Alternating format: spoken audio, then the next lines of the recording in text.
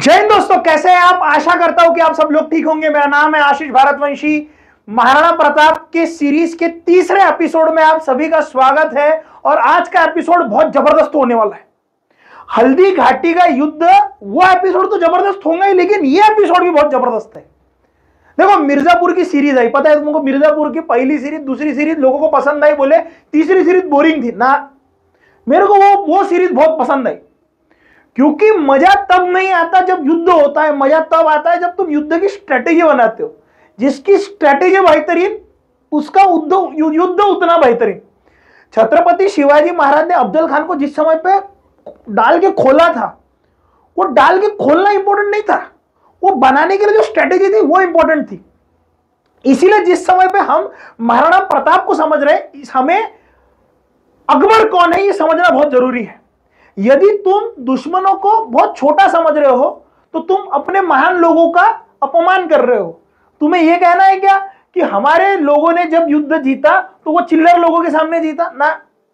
दुश्मन भी उतना डेंजरस था और हमारे लोगों ने उसके खिलाफ उस डेंजर को भी हराते हुए जीता, इसीलिए हमारे लोग बड़े हुए। ये बात समझो। तुम यदि दुश्मन को कमजोर समझ रहे हो ना, अफजल खान बहुत बड़ा सेनापति था, बहुत बड़ा। औरंगजेब को कैद किया था।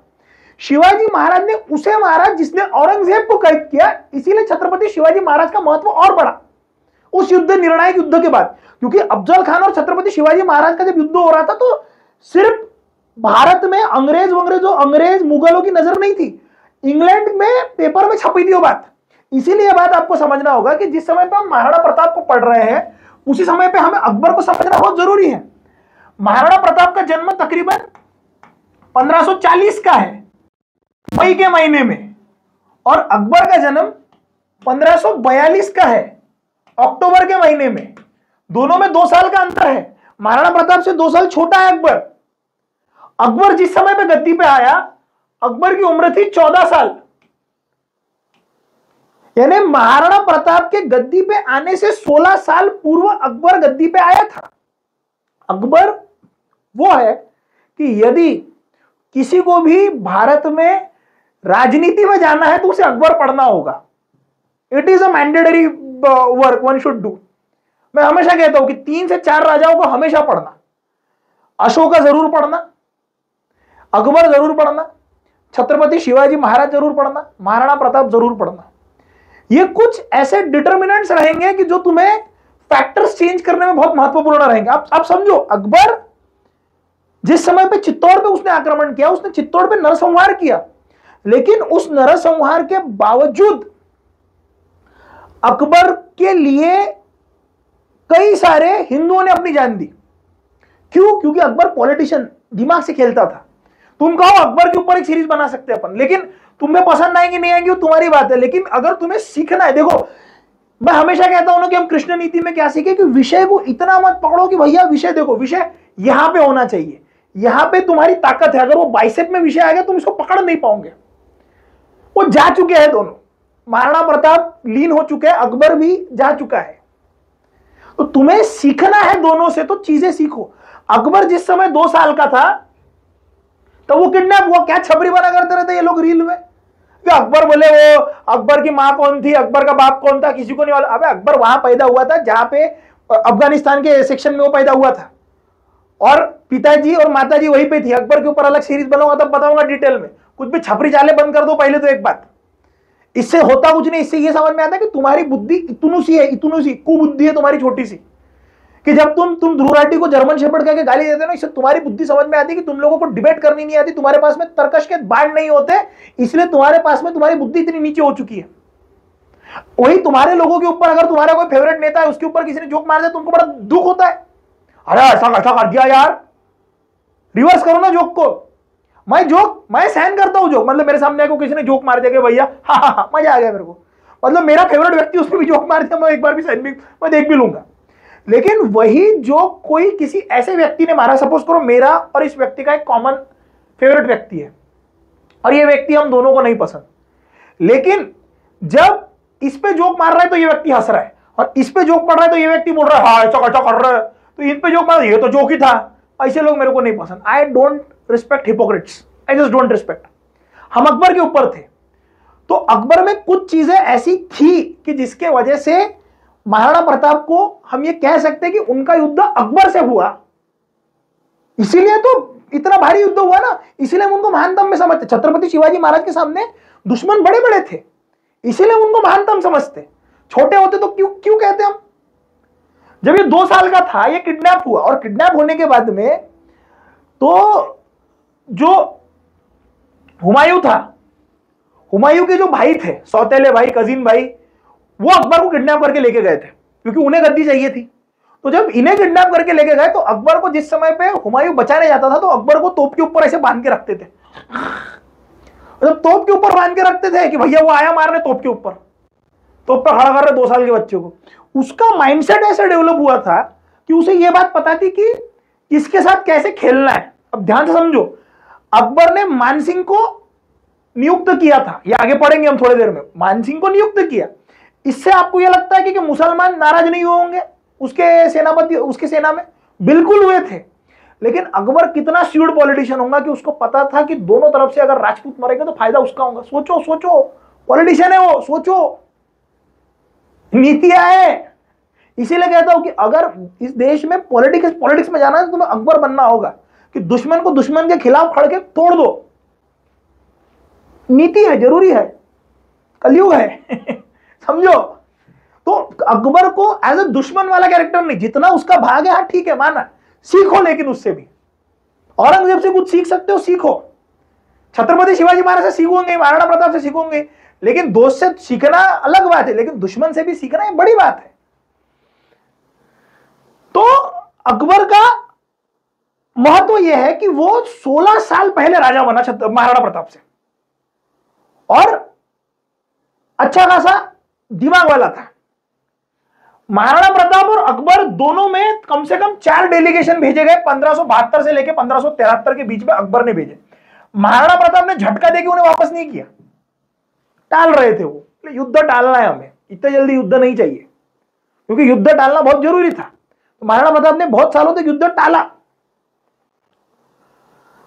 अकबर की पहुंच कितनी थी देखो, आसाम से लेके गुजरात तक, और ऊपर में कश्मीर से लेके नीचे खानदेश या गोंडवाना, महाराष्ट्र का भाग, वहां तक मुगल सल्तनत फैल चुकी थी। महाराणा प्रताप 300 मील मेवाड़, और उनका अधिपत्य मेवाड़ को बचाना था। बोले मुझे मेरी मातृभूमि की सुरक्षा करनी है, वहीं तक। ये 3 साल 4 साल जो डेलीगेशंस भेजे गए, उसमें यह बात समझ में आ चुकी थी अकबर को कि भैया अब कुछ भी हो जाए, बातचीत से बात नहीं बनेगी। इसीलिए अकबर ने यह सोचा अगर बातचीत से बात नहीं बनेगी तो अब तो युद्ध होगा। और यह बात महाराणा प्रताप को पता थी कि अब युद्ध टाला नहीं जा सकता, कि युद्ध कहां तक टाला जाए, क्या लाइन है वो, युद्ध कहां तक टाला जाए, बाहर कहां तक पाला जाए, तू भी है राणा का वंशज फेंक जहां तक, बाबू लाइन याद नहीं आ रही। सो देखो, तुम सोचो, अब 1573 और 1574 अकबर चाहता तो स्टार्टिंग में आक्रमण कर देता या थोड़ा और टाइम लेता। हुआ यूं कि 1574 के दरमियान बंगाल, पंजाब, इस सेक्शन में, बंगाल और पंजाब के सेक्शन में और बिहार के सेक्शन में इसके युद्ध जोरों पे चलने लगे। मतलब 2 अलग अलग कॉर्नर्स पे, एक इधर भी एक इधर भी, और साथ ही साथ बिहार बंगाल में ज्यादा एक्टिव हो गया। तो 2 सालों तक अकबर बिहार बंगाली करते रहा। इसमें महाराणा प्रताप को अपनी सेना इकट्ठा करने में बहुत समय मिल गया। महाराणा प्रताप ने की इच्छा थी कि जितने सामंत उनसे जुड़ सके उन सामंतों के साथ में महाराणा प्रताप जुड़ जाए। अब महाराणा प्रताप ने भिल्लों को अपने साथ में लिया, बोले भिल आ जाओ, बोले, क्योंकि अरावली के पर्वतों की जानकारी उनको बड़ी अच्छी थी। तो महाराणा प्रताप ने उन्हें जमा किया।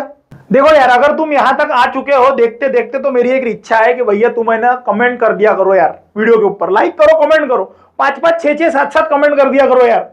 रीच मिलनी चाहिए, रीच नहीं मिलेंगे तो मैं डिमोटिवेट हो जाऊंगा, सीधा बता रहा हूं। फिर बोलते हो सर वीडियो नहीं डाल रहे, रीच होनी चाहिए ना। अब ध्यान से देखो, आगे समझो। मेरे को ना बड़ा मजा आता है, मतलब युद्ध की पहले जो रणनीति बनती है ना उसमें मजा आती है, तुमको भी आएंगी। रणनीति देखो क्या है, युद्ध तलवार चलाना घाड़, उसमें मजा नहीं है।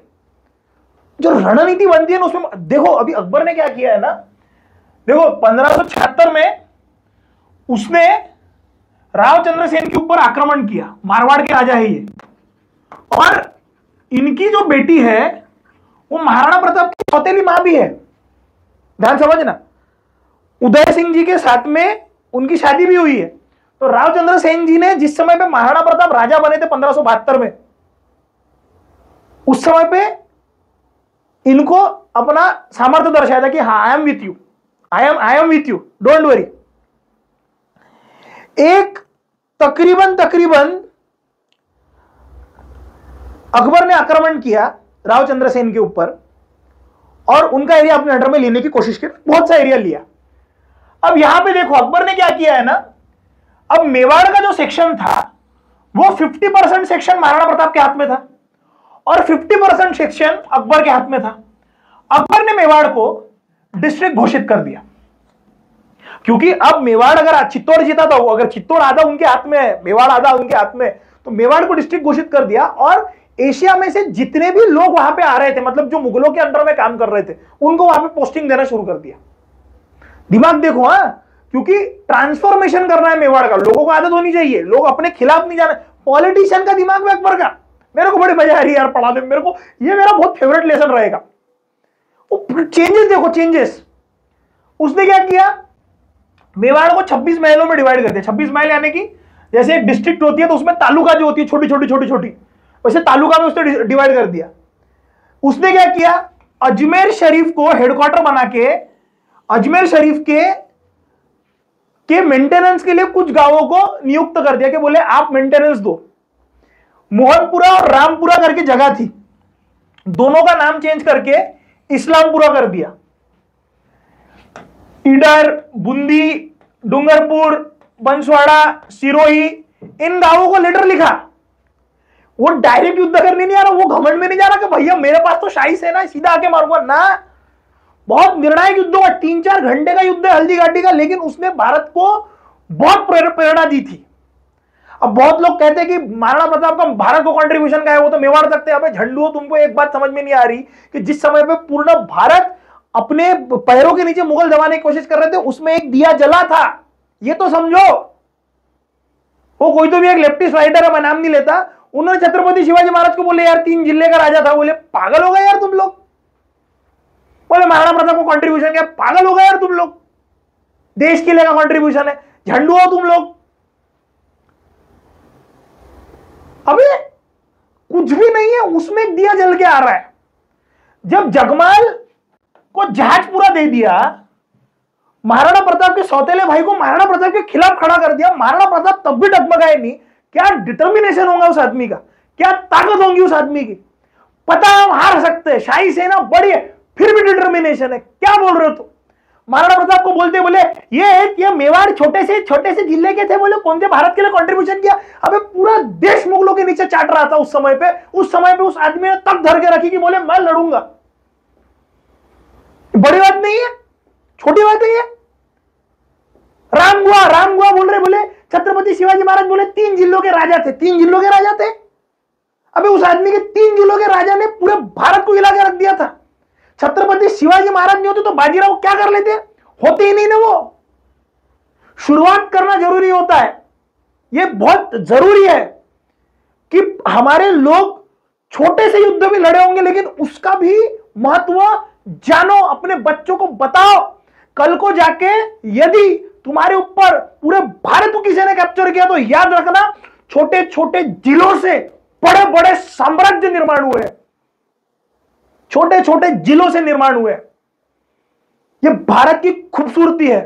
मैं हमेशा कहता हूं कि विश्व के किसी भी पटल पे, किसी भी कोने में, यदि संपूर्ण भारत में सनातन ध्वस्त भी हो गया तो विश्व के किसी भी कोने में अगर एक सनातन भी बच गया जो अपने मन में सनातन की तेज निर्माण करके वो शंकराचार्य बन के उभरेगा। याद रखना इस बात को, एक शंकराचार्य भारी पड़ सकता है सब पे। यह महत्व है। युद्ध करना जरूरी है कितना बड़ा होगा यह जरूरी नहीं है, वो करना जरूरी है। यह महत्व है महाराणा प्रताप का, इसीलिए चैप्टर बहुत फेवरेट है मेरा।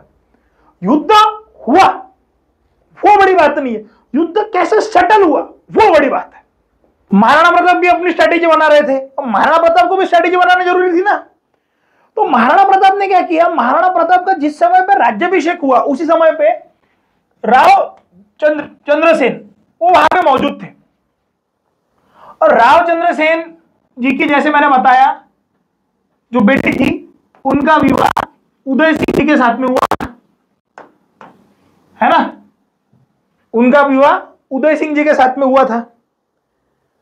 तो एक तरह से महाराणा प्रताप का इनका संबंध था। अब नारायण दास ईडर के जो राजा थे, नारायण दास जो सामंत थे ईडर के, अगर आप देखोगे ये इनकी बेटी महाराणा प्रताप के साथ में इनकी शादी हुई थी, तो इनसे भी संबंध था। देखो पॉलिटिकल लोग पहले के समय में ज्यादा शादियां क्यों करते थे, शिवाजी महाराज ने 8 शादियां क्यों की, इसके लिए लोग पूछते पहले 8 शादियां की तुमने, तो जरूरी था ना यार, पॉलिटिकल कंडीशन वैसी थी। आप देखो ना 8 शादियां हुई, उसमें से 4 के साथ छत्रपति शिवाजी महाराज को एक भी अपत्य नहीं है, बच्चा ही नहीं है। क्यों नहीं है, समय ही नहीं मिला ना यार, क्या बातें कर रहे तुम। रंगरलियां मनाने के लिए मुगलों के जैसे शादियां नहीं करी, 200 शादियां कर रहे, जनान खाने भर रहे अपने, इसलिए नहीं करी। रावल आस्करन ये डूंगरपुर के, महाराणा प्रताप के टीनेज में और स्टार्टिंग के समय में डूंगरपुर के साथ में युद्ध है, बाद में भी एक है, बहुत बाद में भी धोया है। ये खुद सिसोदिया वंश के थे, लेकिन डूंगरपुर पर जिस समय पे आक्रमण हुआ, मानसिंह जिस समय प्रस्ताव लेके गया था, तो बहुत सा हिस्सा डूंगरपुर का उधर चले गया, तो महाराणा प्रताप को उनके लिए सहानुभूति थी। अरावली के पर्वतों में जो भिल्ल लोग रहते थे, महाराणा प्रताप ने उनको भी अपने साथ में जोड़ना शुरू किया। क्योंकि महाराणा प्रताप जिस समय पे, आपने अगर पहला दूसरा एपिसोड देखा होगा, तो महाराणा प्रताप जिस समय पे बच्चे थे तो उस समय पे महाराणा प्रताप यहाँ पे घूमा करते थे, तो भिल्लों के साथ में उनकी अच्छी खासी दोस्ती थी। और अरावली की रेंज भिल्लों को बहुत अच्छे से पता थी, ये महाराणा प्रताप को पता था, इसलिए भिल्लों को उन्होंने अपने इसमें लेना शुरू किया। और भिल्लों का महत्व कितना, ये बात समझो कि महाराणा प्रताप ने जिस समय पे सिक्के छापे, तो सिक्के में एक साइड पे भिल्ल और एक साइड पे मेवाड़ी सैनिक रहता था, यह दोस्ती का प्रतीक बना, समझो। तो जो राजा बड़ा होता है ना, वो राजा तब तक बड़ा नहीं हो सकता जब तक उसके साथ में कॉमन जन लोग नहीं जुड़े, आजू बाजू लोगों को लेके वो बड़ा ना हो जाए, बहुत जरूरी होता है। शिवाजी महाराज ने कई बार कितने लोगों पे आक्रमण किया, कहा बोले राजा आप ही रहोगे, बस हमको चौथ भेज देना, लीडर मैं रहूंगा। वो जरूरी है, अपने हाथ में सत्ता रखना जरूरी है, क्योंकि हर किसी के हाथ में सत्ता गई तो सत्ता ऐसी फरबल हो जाती फिर। इसीलिए महाराणा प्रताप ने क्या किया, सबको बुलाया, बोले आप रहो, ठीक है, बिल्लो हाँ आप भी रहो, जन सामान्यों को अपने साथ में लेके आए। इसीलिए छत्रपति शिवाजी महाराज को जानता राजा बोला जाता है, जनता का राजा, जानता राजा मराठी में कहते हैं। महाराणा प्रताप को लोग प्यार से कीका क्यों बुलाते थे, क्योंकि वो बच्चे थे सभी के लिए, राजा तो है लेकिन वो हमारा बच्चा है, ऐसे वहां के बुजुर्गों को लगता था। इसीलिए ये प्यार होना चाहिए, अदरवाइज बड़ा राजा नहीं बन सकते आप, बड़ा नेता नहीं बन सकते। महापुरुषों के चरित्र तब पढ़ना जब आपको लीडर बनना है, अदरवाइज टाइम पास के लिए पढ़ के कोई मतलब नहीं है, या फिर अपनी जिंदगी में प्रेरणा लेनी है, सिर्फ अपनी जाति का घमंड दिखाना है, हाँ ये हमारी जाति से, वो हमारी जाति से, वो आंबेडकर हमारी जाति से, बाजीराव हमारी जाति से, महाराणा प्रताप हमारी जाति से, शिवाजी महाराज हमारी जाति से। क्या पगले हो गए क्या तुम लोग, पागल हो गए क्या?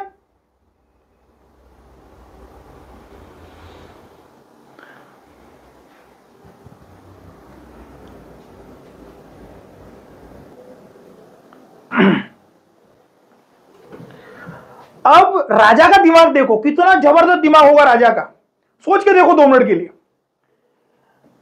महाराणा प्रताप को यह पता था कि अकबर के तकरीबन 4 डेलीगेशन मेरे को मिलने के लिए आए थे, 4 डेलीगेशन, 4 बार डेलीगेशन भेजे गए कि भैया ये मिलने आएंगे, वो मिलने आएंगे, वो मिलने आएंगे। तो मैं कहां पे थे, मिलने कहां पे, गोंगुदा में। ध्यान समझो कितना, क्यों भाई क्या जबरदस्त, मैं इसलिए बोल रहा हूं, मेरे को बहुत पसंद आया था ये आज मेरे को पढ़ाने में बड़ा मजा आ रहा है, क्योंकि जब मैं प्रिपेयर कर रहा था तो मैं इमेजिन करता हूं कि पढ़ाते वक्त कितना मजा आएगा। तो कहां पे थे, गोंगुदा में। अब देखो, अब महाराणा प्रताप ने क्या किया, अपनी राजधानी गोंगुदा से कुंभलगढ़ में शिफ्ट कर दी। क्यों, क्योंकि चारों लोग आए, तो चारों को पता है कि रास्ता कैसा है, युद्ध कैसे हो सकता है। वो भी इतने होशियार कि भैया आते वक्त रुके थे ना, बीच बीच में इधर में रुके, इधर रुके, उधर रुके, डूंगरपुर में आक्रमण किया, इधर पे आक्रमण किया, तो उनको पता था इस क्षेत्र में युद्ध कैसे किया जाता है। तो महाराणा प्रताप ने कहा, बोले उनको गोंगुदा का आइडिया है, वो गोंगुदा पे कभी भी आक्रमण कर सकते हैं, हम सीधा कुंभलगढ़ में घुस जाएंगे। ऐसा ही नहीं कि महाराणा प्रताप सोच रहे कि भैया डायरेक्ट आक्रमण करूंगा, ना घुस के करूंगा, ना दिमाग दिमाग। बोले हम कुंभलगढ़ पे शिफ्ट हो जाएंगे। और कुंभलगढ़ पे शिफ्ट होने के बाद महाराणा प्रताप ने सोचा, बोले मैं हल्दी घाटी का चयन करता हूं। हल्दी घाटी का चयन क्यों करता हूं ये बाद में बताऊंगा तुमको। उसका नैसर्गिक परिसर वैसा था कि बोले हल्दी घाटी का ही चयन होगा। अब ध्यान समझो, महाराणा प्रताप ने क्या किया, गोंगुदा में जितनी ट्रेजरी थी, जितना पैसा था, और ये सब युद्ध के 2 साल पहले चल रहे, क्योंकि पता है युद्ध होके रहेगा, तो जितनी भी ट्रेजरी थी वो अरावली के अलग अलग सेक्शन में छुपा के रख दी कि कल को अगर गोंगुदा पे आक्रमण हो गया और फिर हम हार गए, तो बोले कम से कम अरावली के डिफरेंट सेक्शन में ये रहना चाहिए। क्या दिमाग, बोले दे दो। महाराणा प्रताप ने तकरीबन, एक लेटर है 1574, 29 अक्टूबर 1574 का, जब वो डेलीगेशन आ रहे थे उसके तुरंत बाद महाराणा प्रताप ने क्या किया, 29 अक्टूबर 1574 को एक जोशी नाम का व्यक्ति था ढोल गांव का, उसको वहां की जहागिरी दी।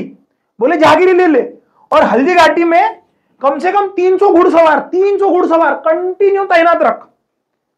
युद्ध किसी भी समय में हुआ तो 300 घुड़सवार हमारे रेडी चाहिए। सोचो, विजन देखो, विजन। इसलिए बोलते हो युद्ध महत्वपूर्ण नहीं है, युद्ध की तैयारी महत्वपूर्ण है। अगर तैयारी जबरदस्त है, युद्ध तुम जीत जाओगे। सोचो क्या जबरदस्त। और अकबर भी वहां पे तैयारी कर रहा है, ऐसा नहीं कि महाराणा प्रताप तैयारी कर रहे, अकबर भी कर रहे। तो हल्दी घाटी का युद्ध, उसका परिणाम क्या है मैं बाद में बताऊंगा, ठीक है। अब आगे देखो, अब महाराणा प्रताप ने आगे क्या किया, महाराणा प्रताप ने सारे फार्मर्स को बुलाया, बोले इधर आओ, बोले इधर आओ, क्योंकि वो जरूरी था। बोले इधर आओ, बोले अपने फार्म जला डालो, सारे एरिया खाली करने के लिए बोल रहे। फार्मर्स को जोर जबरदस्ती करके एरिया खाली करने के लिए बोले, प्यार से बोला, नहीं सुने, इधर आओ कठोर, बोले चल खाली करो। जरूरी था ना यार, नहीं करोगे तो क्या वहां पे युद्ध होने वाला है, सुरक्षा ज्यादा इंपॉर्टेंट है। लोगों को बोले आप अरावली बिल्लों से मदद लो, जाओ, यहां रुको मत, क्योंकि मुगल आएंगे लूट के जाएंगे। फार्म्स जला डाले, जितनी बेचीराख कर सकते थे उस जमीन को, उतना उस जमीन को बेचीराख कर दिया। बेचीराख यानी कि राख, पूरा खत्म। दिमाग देखो, दिमाग क्या चल रहा है। 2 साल पहले स्ट्रेटेजी चल रही है हल्दी घाटी के युद्ध के लिए, 4 घंटे का युद्ध है हल्दी घाटी का, 4-5 घंटे का, लेकिन कितना डेंजर, उसके लिए स्ट्रेटेजी कितनी बनाई जा रही है। महाराणा प्रताप की ताकत कितनी है अकबर को भी पता था। अकबर ने जिस समय पे चित्तौड़ पे आक्रमण किया था, कॉमन जनता ने अकबर को धोया है उस समय पे, उन्होंने भी मारामारी करी है वहां पे अकबर के साथ में। तो अकबर को पता था प्रतिकार होने वाला है, इसलिए अकबर भी बहुत इजी पीजी नहीं जा रहा था, वो भी सोच समझ के काम कर रहा था।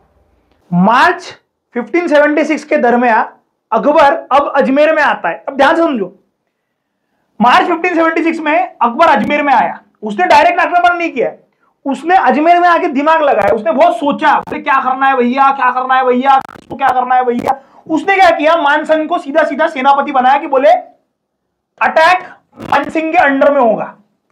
अब एक बात सोचो, ऐसा भारत के पूरे इतिहास में सिर्फ 2 बार हुआ था अब तक कि किसी मुगल शासक के अंडर में जब कोई युद्ध लड़ा जा रहा है तो वो कोई एक हिंदू डेलीगेशन, हिंदू व्यक्ति सामने ले जा रहा है। ऐसा इसके पहले तब हुआ था कि जब 1556 में पानीपत का युद्ध हुआ था दूसरा, उसमें शेरशाह सूरी ने मोहम्मद आदिल सूरी को, जो शेरशाह सूरी का डिसेंडेंट था, उसने हेमू को रखा था, हेमू लड़ा था अकबर के खिलाफ। तो इसके पहले हुआ नहीं था। अब अकबर का दिमाग क्या था कि बोले यार देखो, मेवाड़ आमेर से बड़ा है, आमेर छोटा घराना था एज कंपेयर टू मेवाड़। तो आमेर के एक घराने से एक छोटा सा, इसकी उम्र ज्यादा थोड़ी है, ये अपने मानसिंह की उम्र ज्यादा थोड़ी है, 26 साल का है वो, सिर्फ मेरे जितना, तो यंग, मतलब वो भी होगा। तो मानसिंह को उस समय पे भेजा गया कि भैया तुम क्या करो, तुम लेके जाओ। और मानसिंह अकबर के अंडर में ट्रेन हुआ है, इसीलिए मानसिंह जब अकबर के अंडर में ट्रेन हुआ था तो मानसिंह हमेशा अपनी अपना वर्चस्व दिखाना चाहता था कि बाबा मैं I am very loyal to you, तो बोले तुम लड़ो। अब इसका ऐसा तो नहीं कि मुसलमान लोग जितने उसके सेनापति थे वो नाराज नहीं होंगे। अब इसका एक और फायदा यह था, मानसिंह जब जाएगा तो मानसिंह अपनी सेना भी लेके जाएगा, तो राजपूत के खिलाफ जब राजपूत लड़ेंगे तो दोनों तरफ से बाण चलेंगे, मरेंगे राजपूत और फायदा होगा मुगलों को। यह अकबर का दिमाग था।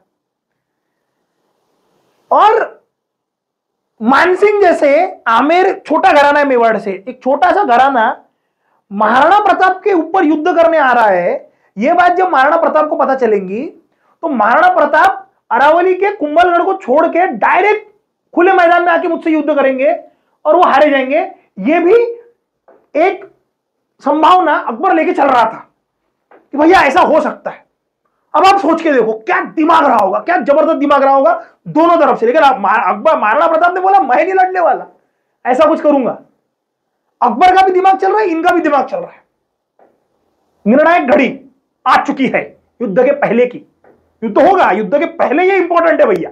अब मानसिंह के हाथ में जिस समय पे अधिपत्य सेनापति का आया, वो 5000 की सेना लेके तकरीबन 3 अप्रैल 1573 को वो अजमेर से 5000 की सेना लेके निकला। वो निकल पड़ा, 5000 की सेना लेके वो निकल पड़ा। वो सेना लेके आया मंडलगढ़ पे, और मंडलगढ़ पे ये पहुंच चुका, ये समझती महाराणा प्रताप गोंगुदा के पास में, क्योंकि गोंगुदा के पास में ही हल्दी घाटी। वो आ गए पट्टा से वहां पे। अब ये आ गया। अब यहां से मेलोला करके एक जगह है, यहां पे हो गया। अब मंडलगढ़ में वो कम से कम 2-3 महीने तक रहा। उसका निर्णय यह था कि महाराणा प्रताप हो सकता है कि मैं महाराणा प्रताप से फिर से एक बार बात करूं, और ये सब अकबर के परमिशन से ही वो कर रहा था, क्योंकि अकबर की परमिशन नहीं होती तो 2-3 महीने वहां पे रुक नहीं सकता था वो। और सारे सामंतों ने निर्णय लिया, मतलब बहुत से सामंतों का बोलना पड़ा कि भैया हम मंडलगढ़ पे आक्रमण करेंगे। लेकिन सारे सामंतों ने बैठ के फिर से निर्णय लिया कि बोले नहीं, यहां पे आक्रमण करना सुरक्षित नहीं है, हमें हल्दी घाटी में करना होगा, क्योंकि हल्दी घाटी का रेंज ऐसा है। वो मैं कल पढ़ाऊंगा, आज नहीं, वो आज नहीं, सारी चीजें आज नहीं, युद्ध कल है। तो युद्ध के पहले हम अभी हल्दी घाटी तक पहुंचे हैं, रुको। अभी मैंने सिर्फ डिसीजन मेकिंग बताया, हल्दी घाटी हम अभी पहुंचे हैं। मेरे को पता है तुम लोगों को बहुत बुरा लगता है, सब 15 मिनट में एपिसोड खत्म कर रहे हैं, 20 मिनट, आज 25 मिनट का एपिसोड हुआ है भाई, 25-26 मिनट का। तो ये लोग अभी मंडलगढ़ तक पहुंचे। वो मेलोला करके जगह पे आया, तो मेलोला की जगह पे वो शिकार करने गया था। कौन? मानसिंह, कुछ लोगों के साथ में। तो कुछ लोगों ने कहा बोले इसको यहाँ पे पकड़ के, बोले मेलोला में है, उसको पकड़ के वहीं पे खत्म कर देंगे। लेकिन ये बात महाराणा प्रताप को पसंद नहीं है, कुछ सामंतों को पसंद नहीं है, कि बोले ये क्षत्रिय धर्म के खिलाफ है। बोले युद्ध होगा तो आमने सामने वाला होगा। अब इन 5000 में भी इसके साथ में कौन कौन लोग आए थे, महाराणा प्रताप के साथ में कौन कौन लोग थे, युद्ध हल्दी घाटी में क्यों हुआ, हल्दी घाटी का परिसर कैसा था, उसके पहले क्या हुआ, हल्दी घाटी के युद्ध में क्या हुआ, ये सब देखेंगे हम कल। और कल बड़ा एपिसोड होगा, तकरीबन 35 से 40 मिनट का एपिसोड रहेगा, कल बहुत मजा आएंगी। तो अभी फिलहाल हम हल्दी घाटी तक भैया पहुंच चुके हैं। तो आज का एपिसोड कैसा लगा? अच्छा लगा हो तो प्लीज शेयर करना, कमेंट जरूर करना, लाइक भी करना, ज्यादा से ज्यादा लोगों तक शेयर करो, अपने ग्रुप्स में डाल दो दोस्तों की भैया आज का वीडियो देखो। मुझे किसी ने कहा था कि सर आप बोले आप पढ़ा नहीं पाओगे, मैं भाई दिल से पढ़ा रहा हूं अभी, और पूरी किताबें छान छून के पढ़ा रहा हूं कि भाई कौन कहां से क्या एक एक स्टेप लेके आया। अच्छा लगा तो लाइक करो, शेयर करो, कमेंट करो, अपना ध्यान रखो। कल युद्ध है, तैयारी करके आना। 40-45 मिनट का युद्ध होगा कल, मतलब पढ़ाऊंगा मैं। वो युद्ध तो वहां पे हुआ था। तो मिलते हैं कल, तब तक के लिए ध्यान रखिए। जय हिंद, जय भारत।